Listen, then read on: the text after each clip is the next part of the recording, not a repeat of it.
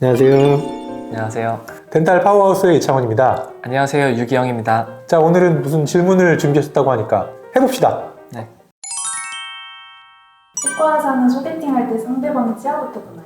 소개팅을 한 지가 오래돼가지고 네. 저도 오래되긴 했는데 기억을 떠올려 보면 이 직업병이라고 하나요? 자연스럽게 저는 시선이 많이 갔던 것 같습니다. 그러면은 만약에 여자분을 만났는데 네. 앞니나 뭐 이렇게 봤을 때 좀 안 좋아 보인다.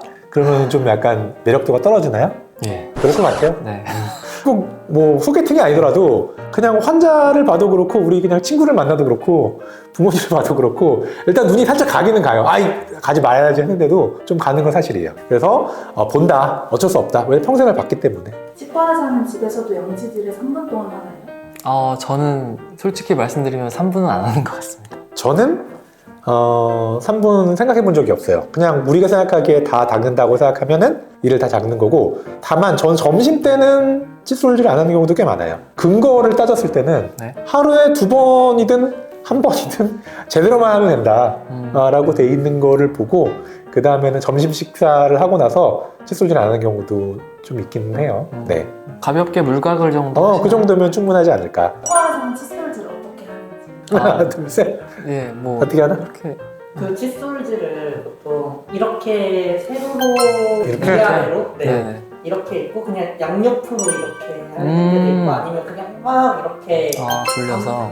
하는 거 있고 이런 올바른 칫솔질이 막 있다고 어디서 들은 것 같아가지고 그렇죠. 사실 그런 거는 뭐 영상이 많이 유튜브에도 올라와 있는데 이게 좀 어려운 부분이 칫솔질법이 교과서에 나오는 것만 해도 한 5개는 될 것 같아요. 그 각각의 장단점이 다 있어요. 그래서 어떤 분한테는 이 칫솔법이 더 좋고 어떤 분한테는 이런 게 좋다 이렇게 되어 있거든요, 실제로. 그래서 치주 질환이 있으신 분들이랑 치아 사이가 빡빡하게 있고 잇몸은 너무 깨끗하고 그런 분들이랑 또 다 다르다고 생각이 들어서 어떤 방법을 쓴다라는 걸 말하기는 되게 힘들 것 같아요. 다만 우리가 생각할 때 여기저기 놓치지 않게 깨끗하게 닦을 수 있는 본인에 잘 맞는 방법이 있으면 저는 그게 맞다고 생각하고 저는 뭘 쓰는지 전 모르겠습니다.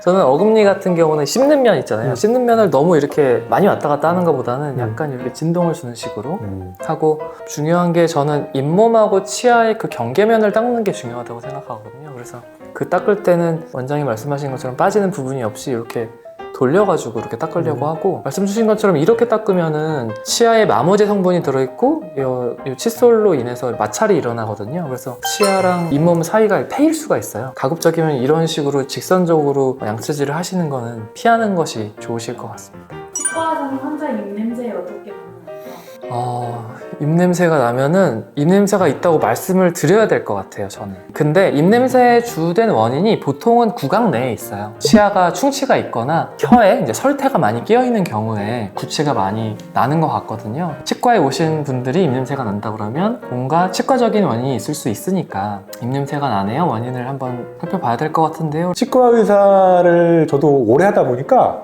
입냄새에 대해서 막 이렇게 막 치료에 나를 힘들게 만들거나 하는 거는 이제는 없는 것 같아요. 아예 너무 익숙해져서. 그래서 저는 잘 인지를 못하고 이걸 어떻게 해결하는가에 더 신경이 많이 쓰이지 이걸 인쇄 때문에 나 진짜 도저히 못하겠다 이런 경우는 없는 것 같아요. 잘. 가끔 이제 눈이 좀 아플 때가 있는데 입냄새 때문에 그거 빼고는 괜찮은 것 같습니다. 그렇죠. 저희가 마스크를 끼기도 하고 입냄새가 너무 많이 나서 우리가 치료를 못한다 이런 거는 사실은 없고 없잖아요. 환자분들이 얘기를 하세요. 입냄새 날까봐 원장님한테 입 벌리기 힘들어라고 하시는 분이 있는데 막상 그렇게 힘들지 않습니다. 저희는. 치과의사는 치료 도중 환자가 잠시만요 하면 당황하나요? 당황하진 않아요. 저는 당황하진 않은데 잠시만요를 왜 했을까요? 이유가 있으니까 잠시만요를 하셨을 거니까 그 불편함을 해결해드리기 위해서 노력을 하지요. 다만 바람인지라 제가 한참 이제 무아지경에 치료하고 있는데 저를 막는다고 하면 그 리듬이 깨지는 거가 안타깝긴 합니다. 저도 당황을 하지는 않는 것 같고, 보통은 이제 아프시거나 아니면 뭐 침이 많이 고이셨거나 그래서 멈추시는 경우가 대부분인 것 같습니다. 치과의사는 본인의 치과 치료를 어디에서 받나요? 저 같은 경우는 이제 뭐 잘하시는 분들 찾아가서, 보통은 저희 치과 의사들 중에서도 저희도 분야가 되게 많이 나뉘어져 있거든요. 그 분야의 전문가분들께 찾아가서 치과 의사라고 밝히고 이렇게 치료를 받는 것 같습니다. 개인적으로는 치과 의사로서 치과 치료를 받는 경험 자체가 나중에 환자한테 뭔가를 할 때도 되게 좋은 경험이 되는 게 하나 있고, 두 번째는 정말 잘하시거나 훌륭하신 분들이 어떻게 진료하는지를 또 직접 체험해볼 수 있는 기회가 돼서 굉장히 좋은 계기라고 생각하고 있는데, 또 한편으로는 이 치과 의사 선생님들마다 치료 스타일과 생각이 좀 달라요. 미묘하게 달라요. 그래서 제가 원하는 치료를 해주실 수 있는 분을 찾기가 사실은 쉽지가 않아요. 이분이 잘하는 건 알겠는데 또 내가 원하는 치료는 아닐 수 있잖아요. 신뢰가 안 되는 범위 내에서 이렇게 해주시면 어떨까요? 이렇게 조심스럽게 말씀드릴 수 있는 분을 찾는 거가 좀 시간이 걸리는 작업인 것 같아요. 네. 치과 치료 중 구역질을 하는 환자를 보면 어떤 생각이 드시나요? 되게 치료받기 힘드시겠다. 왜냐면 구토 반사가 되게 좀 심하신 분들이 있어요. 그래서 기구가 좀 깊게 들어가거나, 일반적인 치료를 하는데도 막 헛구역질 하시고 그러면 치료를 좀 잘 받으셔야 되는데 환자분도 힘드시고 저희도 힘든 그런 상황들이거든요. 그래서 좀 안타까운 생각이 많이 듭니다, 저는. 저희 기구가 이렇게 들어가서 이렇게만 지나가만 갔는데도 그거를 못 견디고 구역질을 시작하시는 분이 계시거든요. 이런 거는 사실 심리적인 거, 좀 정확하면 신인성인데 자극에 대해서 내가 스스로 익숙해지는 훈련을 하셔야 되는 부분이 많아요.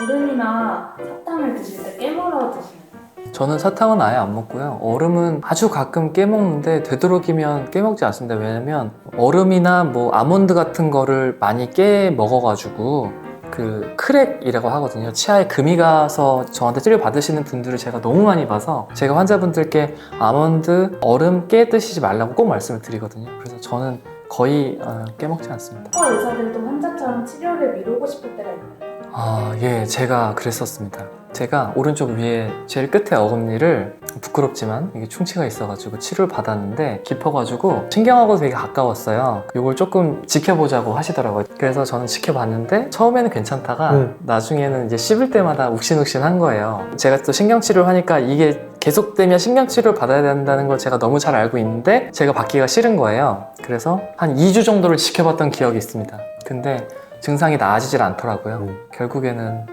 치료를 받았던 그런 기억이 있습니다. 치과 의사는 가족이나 친구의 치료를 직접 해주나요?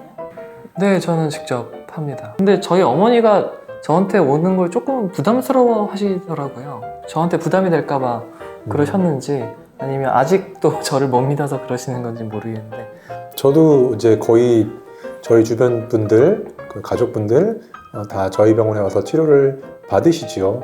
마지막으로 원장님들 별로 제일 하기 힘들거나 저는 사실은 뭐 신경치료만 해가지고 뭐 복잡한 신경관, 뭐 아래 어금니에 있는 뭐 C형 근관이라든지 제일 큰 어금니, 제일 뒤쪽 거, 네. 보통은. 그리고 특히나 그런 치아인데 예를 들어서 뭐 사랑니 때문에 뒤에가 썩어가지고 소위 말해 저희 표현으로는 이제 뒤 터진 신경치료라고 하는데, 저희가 치료할 때 뒤로 누워 있으니까 소독약이나 이런 것들이 다 뒤로 넘어가거든요. 그래서 뒤에다가 벽을 세우고 다시 신경치료를 해야 되는데 그 과정이 굉장히 어렵고 좀 힘이 듭니다. 제일 마지막 끝에 어금니 치료하는 게 제일 어려운 것 같습니다. 맞아요. 저도 그 치아는 정말 치료하기 어렵다고 생각합니다. 네, 그러면 뭐 오늘 뭐 두서없이 또 질문들을 좀 나눠봤는데, 뭐 다음에 또 좀 더 재미있고 정보성이 되는 그런 이야기들 가지고 또 한번 찾아뵙도록 하겠습니다. 네, 지금까지 덴탈 파워하우스였습니다. 감사합니다. 감사합니다.